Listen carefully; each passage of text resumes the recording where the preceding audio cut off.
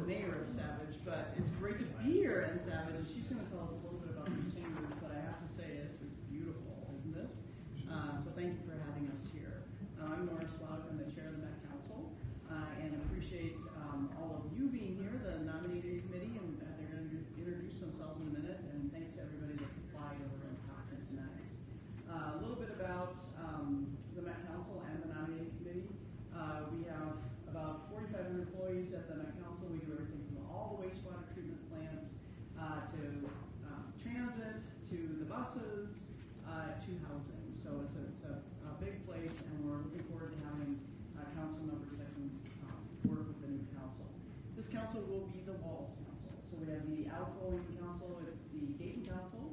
The Walls Council will be fashioned in the mode of the Walls Plan and Vision, which is about one Minnesota. So it's really about people working together, helping us make the best state possible, and then having a variety of and diversity of people on the council so that we can get all opinions, whether it's age, diversity, gender, all those kinds of things. So we want people working together across the whole state. So welcome, and I'll turn it over to the mayor. Well, welcome to the city of Savage.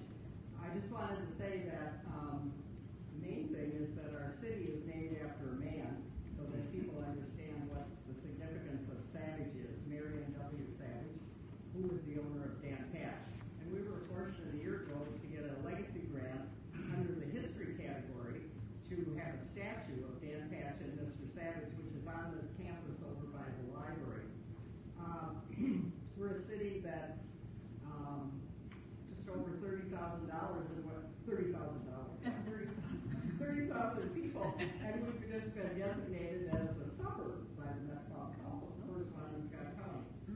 So we've created this campus here that has the fire department, the city hall, the police department, the library, the post office, and the senior building. So we're happy to show it off, and of course this building is a replica. This room is a replica of what the indoors of the stadium look like. So moving on to what we're here for tonight, we'll start with introductions. Thank you. Oh. You want to go all the way? Sure. I'm just the timekeeper, but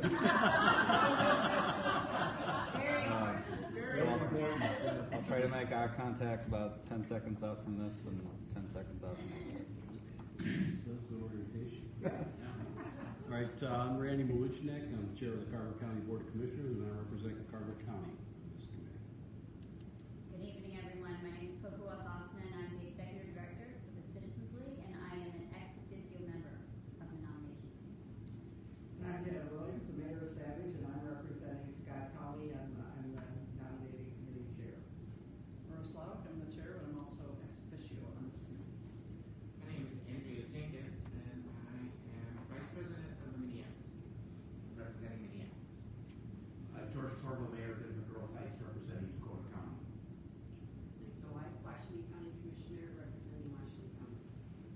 Nikki Villavicencio, ex officio member. I'm Dave Bartholomew. I'm the mayor of Circle Pines, representing Anoka County. Okay. This is the third of our 4 regional meetings. After the meetings have concluded, we will be forwarding 3 names per district to Governor Walz for his review, and they are not binding. These names will be made public soon after the February 13th meeting. Tomorrow night will be our 4th meeting. Governor Walz will take these recommendations under review and will make his selections for each district in late February or early March. By statute, the appointments must be made by March 4th, 2019. The candidates will have 5 minutes to address the nominating committee. The expectation that within that 5 minutes you will address the 3 questions that you received ahead of time. The timekeeper will give you a 1-minute warning. If there are any follow-up questions from the nominating committee, the questions and answers must be concluded within 3 minutes. They will be strictly enforced to keep our schedule on time, and then we'll start the next interview. So we reviewed over 200 applications for these positions, and in each district then we narrowed it down to 5. So our first one tonight is Christopher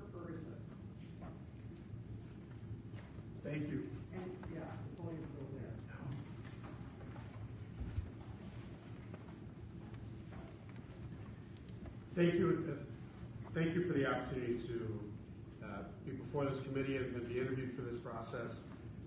I moved to Minnesota almost 19 years ago to work at a company in Eden Prairie called ADC Telecommunications. And prior to that, I lived in Toronto, New York, and had the opportunity to travel around the world. And I think one of the things that I find I bring, whether it's the Met Council or if I serve on other boards or other organizations, is sort of a little bit different perspective, a little different life history than a lot of other people. So my background is I started my career as an engineer, worked in banking and business in Toronto and New York, and then finally moved here. I think one of the things that I find as I've been involved, I, like many people probably up to 10 years ago, didn't really know a lot about what the Met Council did. I got pretty actively engaged in the Green Line construction. I actually chaired the work supporting the 800 businesses along the Green Line. Part of that process, I was able to serve on the Quarters of Opportunity Policy Board and a number of other organizations that really work to try to expand and transit, and then also leverage transit as an economic driver within our region. And I think one of the things for me as I think about what the Met Council does, and I think about what this role is that at times it really, I think, as we think about transit, we think about making the region a better place, I think a lot of the different projects the Met Council does are really tied to equity. And so when I think about what my primary focus would be if I was on the council, is really around that transit portion. I think it's been a passion of mine. I've served on a number of different boards related to transit. I currently serve on the Minneapolis Chamber, who we have been a very vocal supporter of transit within our region. But also, I think equity is the other big key for the Met Council. It was surprising to me as I started finding out more and more about the data that Minnesota and in particular our region are so far behind most of the other parts of the country. And when you come from Toronto, you realize we're far behind other places in the world when it comes to equity. And when you think about disparity gaps, you think of what it means, and you think about the changes that need to happen within a region or within a company or within an organization to make equity happen. It's surprising to me to think about how little we have moved the equity meter in the last 8 years, or even in the last 18 years that I've been here. And it's not for a lack of effort, but at some point it would be useful, I think, to have some different perspectives and some different viewpoints around some of these tables so that maybe we can try some different things, given that what we are doing today has not delivered the results that our community needs and our community wants. And what we're finding, I would say, from a business perspective is the lack of progress around equity, the lack of progress around some of these issues are becoming an economic challenge for our state. So our equity issues related to education, or equity issues related to access to jobs through transit and through other means is making it a problem for a lot of our companies in our region to be able to get the employees that they need.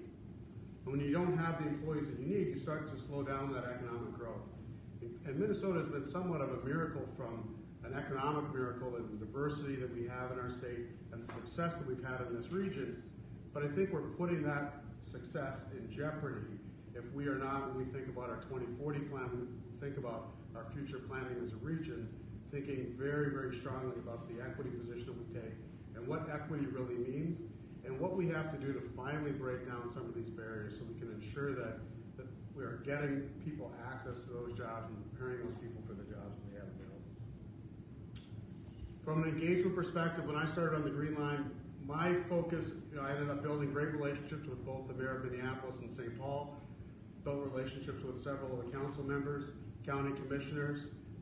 But I think one of the other key things is actually having meetings with people from the community.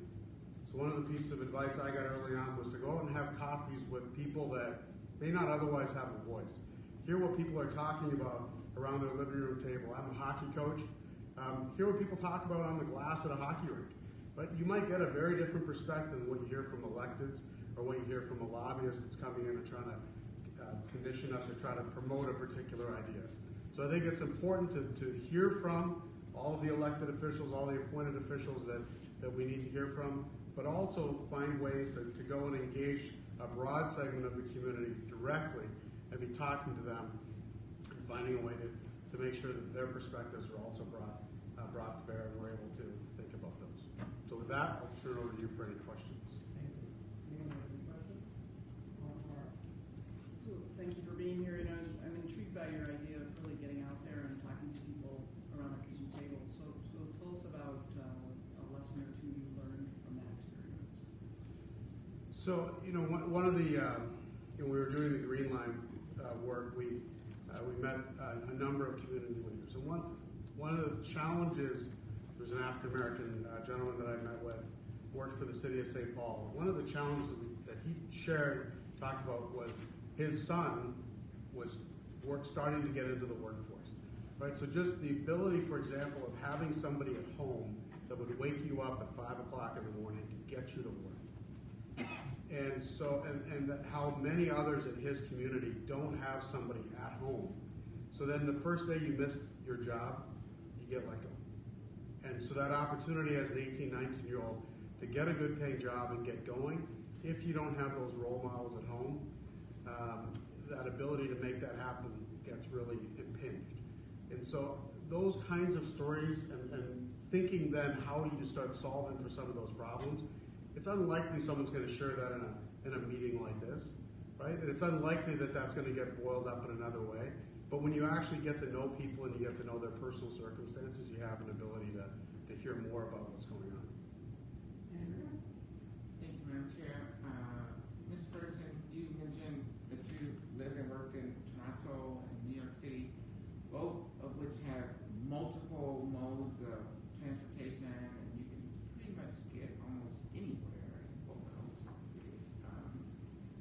How do you see the transit system in this region developing to be able to have that kind of reach for residents? There's a couple of pieces, I think. One is you need to have, right now we somewhat have a hub and spoke model, right? So if I live in Eden Prairie, it is very difficult for me to get to Mall of America without going downtown and back out.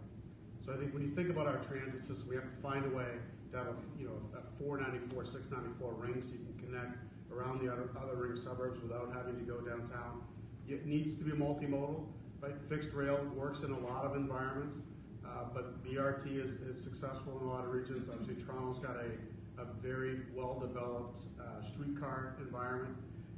Different modes of transit make sense for, in different environments. I think one of our keys in this region is getting serious about funding. Right? If we, you look at other areas, Dallas, Portland, Seattle, where, they've self-imposed a tax to fund and build out their system, and they build it out a lot more rapidly. It's easier from a construction perspective if the same crews are going from one light rail line to the next light rail line or a BRT line to a BRT line. You're not trying to bring them back up. But we have to really think about how we want to fund that and what makes sense from a regional perspective. Any questions? Our 3 minutes. Well, thank you. All right, thank you.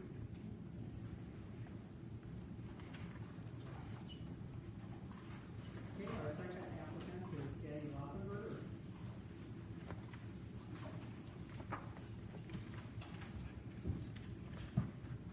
Good evening, and thank you to the committee, Madam Chair, and members for giving further consideration to my application. And I also want to thank my colleagues who have been supportive of me in this process. As to your 3 questions, the policy issues that interest me most.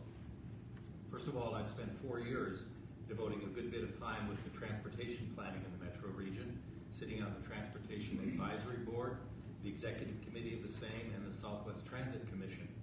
I've learned much about what is in place and what is needed. I feel I can make a valuable contribution in that area. Second, in the area of parks and open space planning, I think it's important that economic development includes a balance of commercial, industrial, residential, and preserved green and play space. However, I would find any area of policy making would be both challenging and rewarding. I would use my commitment to research and understanding on virtually any issue. As to my engagement, 9 years ago I retired from a 38-year, very fulfilling career. My wife says that I've failed miserably at retirement. Throughout my life, I've demonstrated an eagerness to do more than is required to get the job done. As mayor of Chanhassen, I attended attended every council meeting and regular meetings on 5 other committees as an elected public servant. I commit to whatever time it takes to fulfill my duties, and my record reflects clearly a deep dive into all activities in which I'm passionately engaged. Regarding equity, by our definition, equity connects all residents to opportunity, to viable housing, transportation, and recreation options for all people. Advancement of equity results from improved or increased opportunities.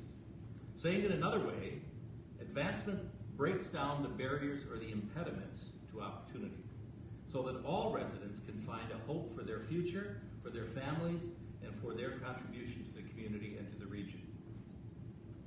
During one of my volunteer experiences, I guided a faith-based mission trip, or mission team providing compassionate ministry to a Honduran village devastated during Hurricane Mitch in 1998. With a team of volunteers, we spent thousands of hours and thousands of dollars to help make reparations in that community. But that didn't happen overnight. That 8-year activity began with a simple dialogue with city leaders around this principle. Buscamos primero a comprender. We seek first to understand. Americans, especially Americans on a mission, have a penchant for solving problems. We tend to want to get into action, get her done. In the first discussion that we had with the leaders of this community, we learned what was important to them as they desired to restore their community. We didn't lead the projects, they did. We helped, we resourced them, and followed their instruction. We adopted their cultural norms, we didn't impose ours on them. They found pride in their work, and we celebrated their results. As mayor of Chanhassen, I sought to understand. I reached out to a growing Somali community in Chanhassen through the intercultural liaison at Carver County Schools. I learned about the challenges that they face in education and finding meaningful work, and how they intersect with county social services. I also participated in a year-long workshop series, Intercultural Harmony, focusing on the challenges that the families and students of color face in the school system. I've developed and supported increased opportunities for transportation. At Southwest Transit, we've implemented an on-demand service called Prime that reaches beyond the scheduled routes and locations to pick up and deliver residents to and from a selected location. At the tab, that was 1 minute, wasn't it? Don't count those 3 seconds. At the tab, I supported projects that improve connections to opportunities for economic independence and prosperity across the entire region. What some folks in our region have a hard time grasping is this. Advancing equity in one district of the region provides benefit to the entire region and to the entire state. I understand and support the mission of the Met Council. I also believe there are 2 roles of the council members that are perhaps undervalued. Council members are to be advocates for the communities that we represent, understanding the issues they face and being able to articulate the relevance of those concerns in a broader context. And equally important, members have a role of advocating for the Met Council with those same businesses and citizens in the district we represent. As a council member, I have a responsibility to champion the Met Council and our employees' contribution to the quality of life and the prosperity or the opportunity for prosperity in this region. Thank you. Thanks for those few extra seconds. Any questions?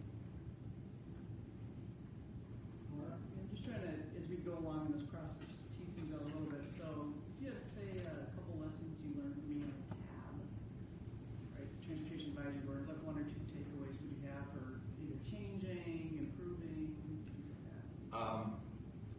Well, first of all, it's a very large body.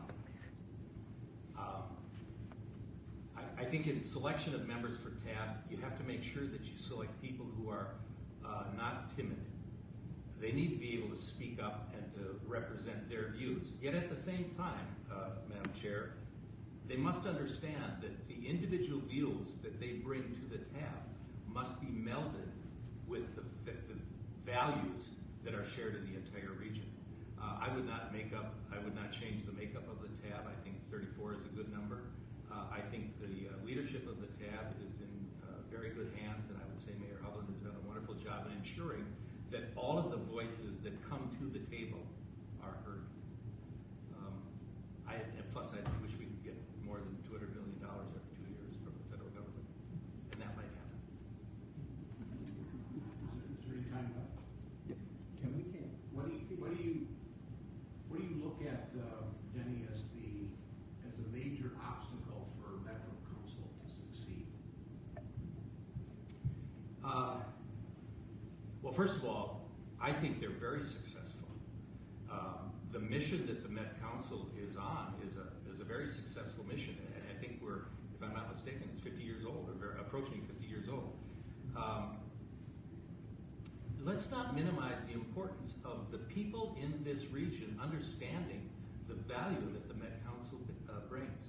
I will say that there is a polarity that people express about the Met Council because they feel like they're not being represented. That's why I think it's so important that one of the roles that I would have is to champion the role of the Met Council so that the citizens in the district understand the value that the Met Council brings, not only in execution of environmental services, transit, parks, housing, but also in planning.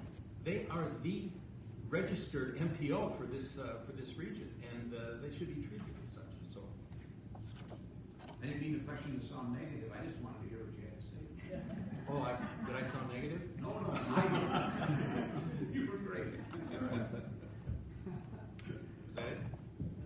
Did you have a question, Ms. Jenkins? Okay, thank you. I noticed on your resume you listed participant in World Cafe at Minnetonka High School, and just what was your experience like with the World Cafe? Well, first of all, it was a large gathering, but the managers of the World Cafe, you're familiar with that process, right? Is that correct? The community engagement. That's right. And one of the things that I thought was incredible was the strength of the young people involved in this World Cafe.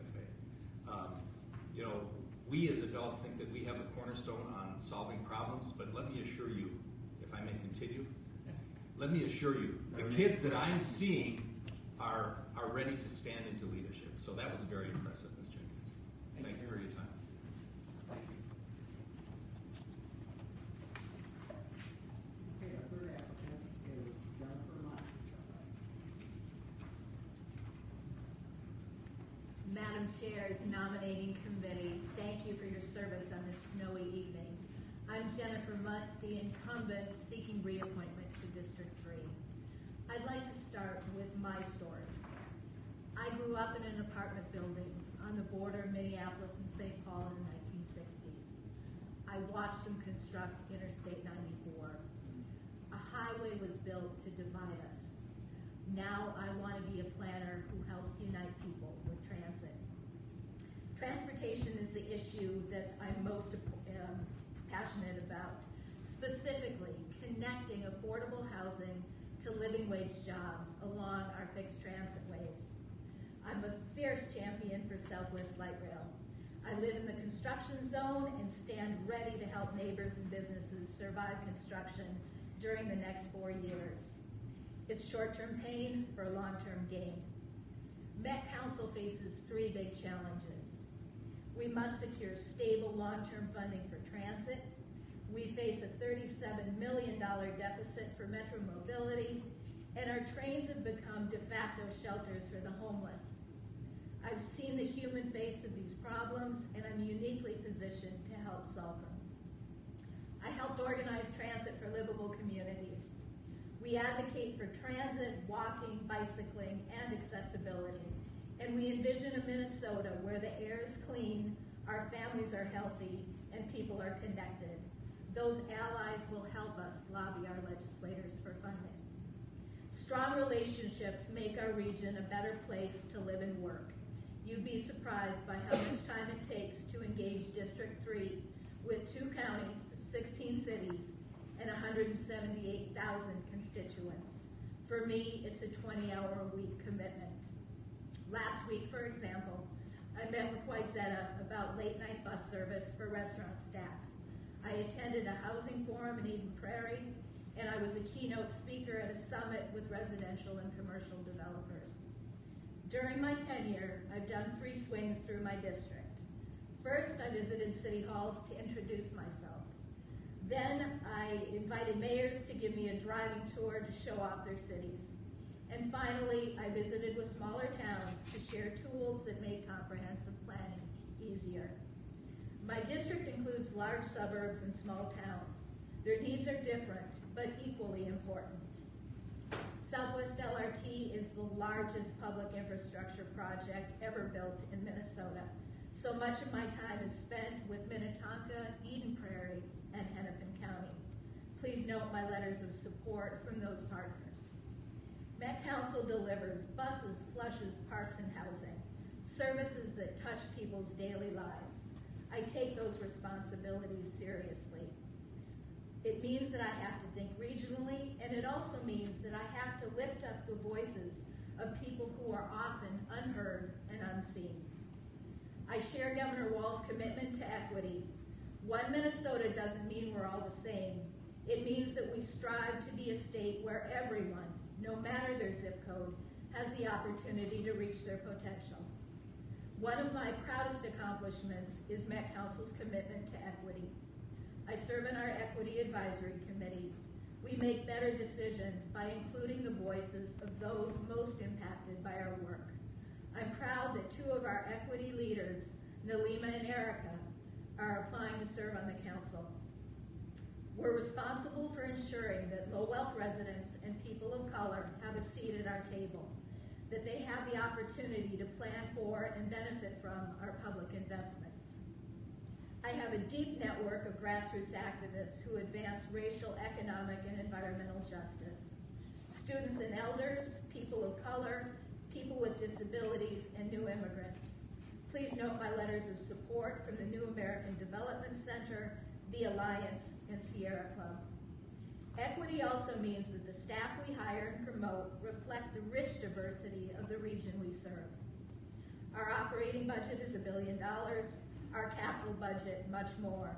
We can spend that money to produce equitable outcomes. For example, construction of Southwest will employ 7,500 workers with a payroll of $350 million.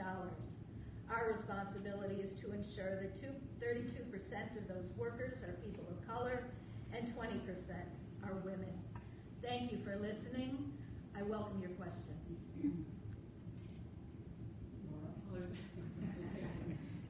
Briefly, I was interested in your isolating the 3 problems. So what do you think is the best source of stable long-term funding, and your ideas on unsheltered homeless folks on trains? I think that, what's happened since I've worked at the council, I started out as the engagement person at the council, and the legislature each session would cut our funding. And we had to go out and truncate our tree that we had spent so much time nurturing. So we end up expanding new services to the suburbs. Then the legislature comes to us and says, you need to cut any route that doesn't have a 15% return at the fare box. We end up cutting the routes that haven't even had a year to develop a ridership. So what we need is long-term, dedicated, stable source of funding so that we can plan out a system long-term. Whether you're a person who's buying a house along a transit corridor or a business that's deciding where to locate, you need certainty. We need similar certainty, and we need new revenue, I believe. Otherwise, what we end up doing is we end up gutting the general fund at the expense of education and human services in order to add transit. So we're harming the same people that we're trying to help. That's what I think we need to do. As we're asking for a gas tax for roads, we need to make a similar pitch to the legislature for transit. I think the discussion about transit is changing dramatically given the workforce shortage that we have.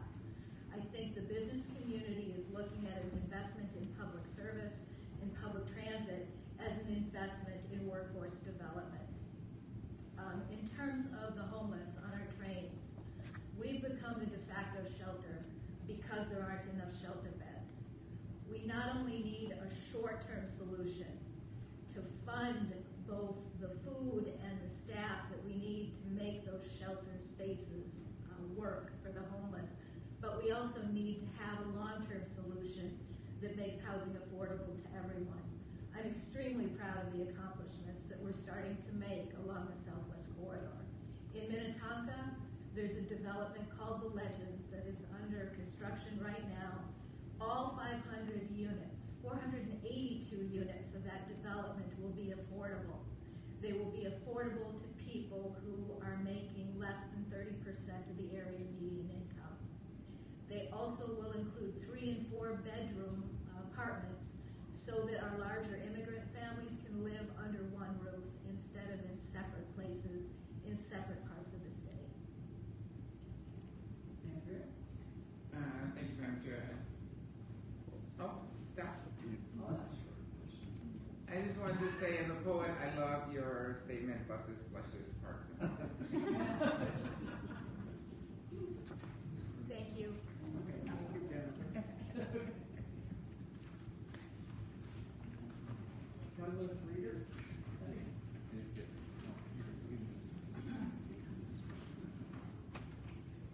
Good evening, Madam Chairman, Committee.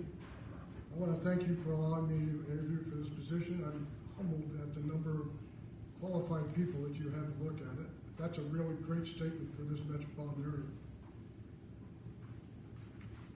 Following military service, I graduated with a master's degree in public administration from Maxwell School, Syracuse, and after a short stint in Norfolk, Virginia with the Redevelopment Housing Authority, my wife and I wanted to return back north where we had been brought up. And I came to the city of Minnetonka as the first director of the HRA when we were starting the first subsidized housing that Minnetonka had ever seen. One of the things that attracted me to come to this metropolitan area was, in fact, the Metropolitan Council. It allows for a very professional level of government at the local level. I believe the Metropolitan Council, which was formed in 1967, is a major reason that this area is one which governments can provide great services because the major core services are operated on a regional basis rather than piecemeal by each city. The Met Council successfully met these challenges apparent in '67, a failing bus system, a failing sanitary system that was polluting our lakes and rivers, a need for subsidized for substandard parks, and the need for physical disparities among the cities. As I began my career here working for various cities, I was at times frustrated with the policies of Metropolitan Council as I had to meet their requirements. On the other hand, I was often elated at the grants that I was able to get when my city I was working for did meet the standards of the Metropolitan Council.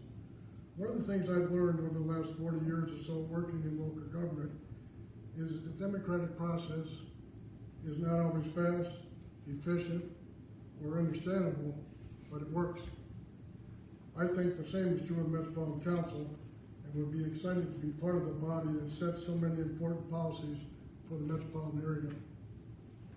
Let me address the questions you posed. First, what policies would I be interested in? The areas most interesting to me, and the ones I believe I can have the biggest help in, are community development, parks and open space, and administration. These are the areas that I've spent many years dealing with in many cities. I understand the issues in these areas from a city's perspective.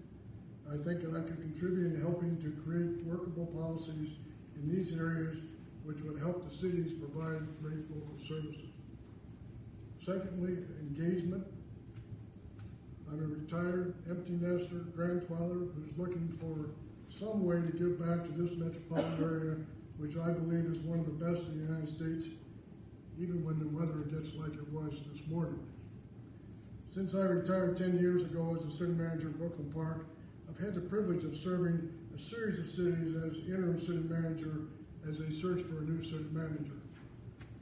I've worked for 3 cities in Metro Council District 3, Wayzata, Orono, Minnetonka. I've lived in 4 cities in District 3, Greenwood, Minnetonka, Excelsior, and Chanhassen.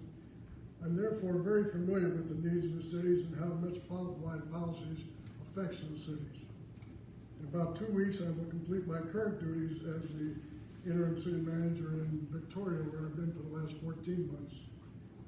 I know many of the local elected and appointed officials in this district and would be committed to serving, listening to their concerns and suggestions about the activities of the Metropolitan Council. Advancement of quality.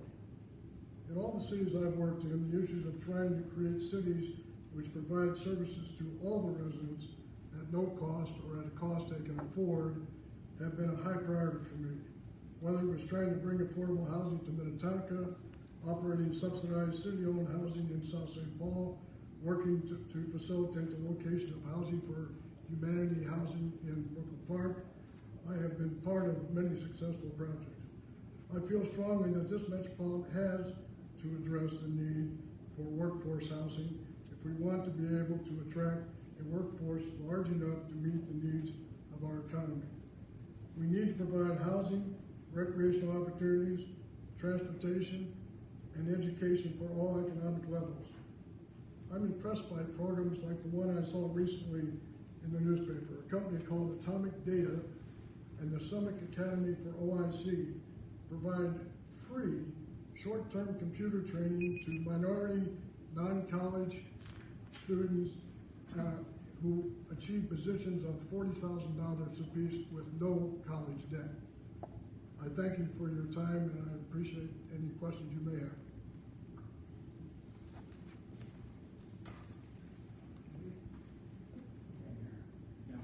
I was curious because you've worked in a series of communities out in the area. Do you have any thoughts on how to best communicate the role and the value of the Met Council to some of those areas that maybe don't quite appreciate the value of metropolitan planning or governance?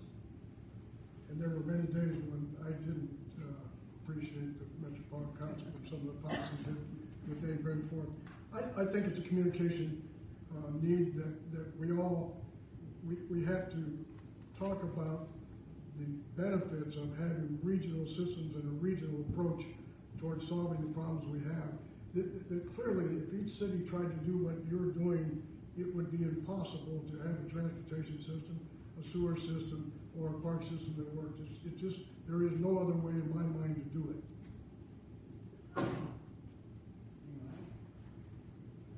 Thank you. Thank you.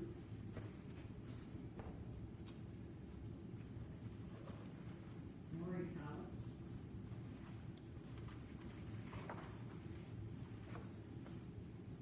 Hello, and thank you for this opportunity to speak to the Metropolitan Council and to be part of this interviewing process for our communities.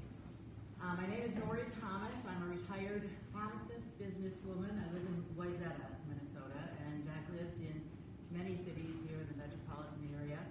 I grew up in Rochester, Minnesota, and used the Mayo Clinic for sore throats. So I grew up in the best healthcare system in the world, and of course didn't know it, but it influenced me, and eventually studied enough to become a doctor of pharmacy and to work as a pharmacist in this state, developing a number of businesses, very successful businesses. And the reason I could be successful is because we had housing, we had transit, and we had a system of education that allowed working women to achieve career goals. So as a retired businesswoman and pharmacist, I really look forward to giving back to my community, as of course many of our other interview candidates have mentioned. I am currently an adjunct professor at the University of Minnesota in what's called the Center for Leading Healthcare Change. I mentor pharmacy students who want a career on the business side of pharmacy. I'm a member of the Wayzata Rotary, and as a businesswoman, we try to use our success in business to help the communities around us. I'm currently working with students at Wayzata High School who are perhaps not at the top of their game who are unclear in terms of what education they need after college, and encouraging them to seek a 2-year degree, encouraging them to become trained in technical areas. I'm fairly connected to Medical Alley because I have also worked in the medical technology business. And when you look at their projections for this area, there are 60 to 70,000 high-paying, wonderful jobs that will be available to our children and to our grandchildren. We need to prepare them for those jobs. We need to make sure that they have places to live and ways to get to their work. My focus would be probably a little bit different. One, because of my healthcare background. But when I look at the Thrive document that you have for your organization and look at your goals, it's a resilient economy. I can be a spokesperson for that. One, in terms of my career goals and my career path, but also what I understand the future to be for people in this area. Vibrant arts and music. I'm on the board of Minnesota Opera, and part of Wayzata has music on the lake. I will hopefully be bringing some opera to the lake, which could cause some cheers or not, but I certainly enjoy that. Rich cultural diversity. I'm a granddaughter of immigrants, growing up in Rochester, Minnesota, and once again, getting the benefit of this great state to become a successful person. Parks, love parks, and I love bringing music to parks, so I think that I can play a big role there.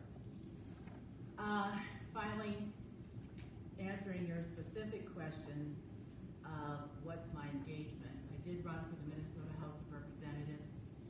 I met with people, door knocked, found out what their issues are. I understand city leadership. And in my district, the cities are not very supportive of the Metropolitan Council. And I think what I can do is when you turn what the Metropolitan Council does in terms of economic success into a language that the cities and the people understand, I think you can get those cities to really be your fan club. I mentioned the Minnesota Opera. I'm also on the Wayzata Chamber and also part of crime prevention in my area. Once again, my pharmacy background